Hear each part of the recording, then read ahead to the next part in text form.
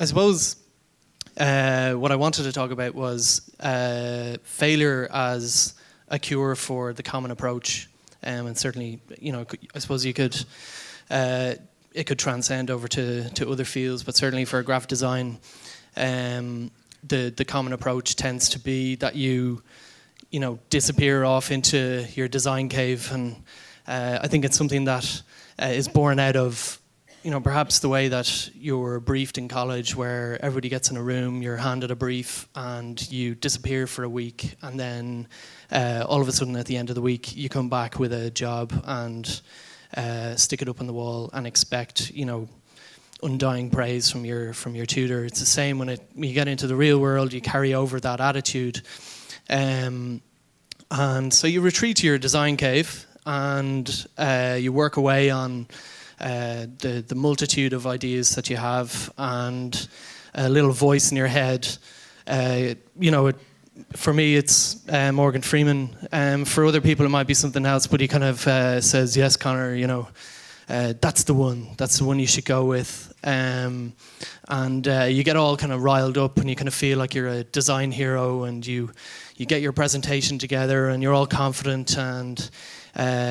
you arrive into the presentation, and you kind of feel a bit like the tension kind of starts to mount as you kind of go through the first few slides, and invariably, because you've taken that approach of just kind of disappearing off into your design cave and you haven't had much interaction with your client, you get the sweats as soon as you kind of get that inkling from across the table from the client that they're not entirely satisfied with the first few slides, and you're kind of wondering, oh, I have another 20 slides, and I don't think they're going to really like it. So you kind of get to a point there where the client is visibly not feeling it, and invariably at the end of that process, at the end of the meeting, because the client kind of feels that kind of lack of confidence kind of oozing from you, you end up with a very kind of ill-fitting solution to the brief, and the client from then on, is going to mother you throughout the process, because you haven't shown that kind of professionalism, and you haven't asked the proper questions, and they kind of feel at that stage that if they don't get involved, it's all going to go awry, and at that point in the common approach, you've really failed. And I suppose that's only going to make you feel really crap, and I suppose that feeling is something that I've had on occasion, certainly earlier on in my career in studios, and the odd few times when we were working in Conor and David at the beginning, where you'd present to a client and you put your heart and soul into it, and you go for that kind of best solution, and you just come out of a meeting feeling terrible. But then when you feel like that, and you've done that enough times, and you've failed miserably enough times, you kind of think, well, there's got to be a better way, and there's got to be a much better way of approaching how you deal with clients. And that feeling of euphoria and kind of freedom can only be garnered by engaging with your clients constantly throughout the process, very early on the stage, rather than going off and designing a multitude of options, or designing one clear option that you can feel is the one. Getting your client involved very early on the stage in the process, and fail with the client, and ultimately failing with your client, it's an odd kind of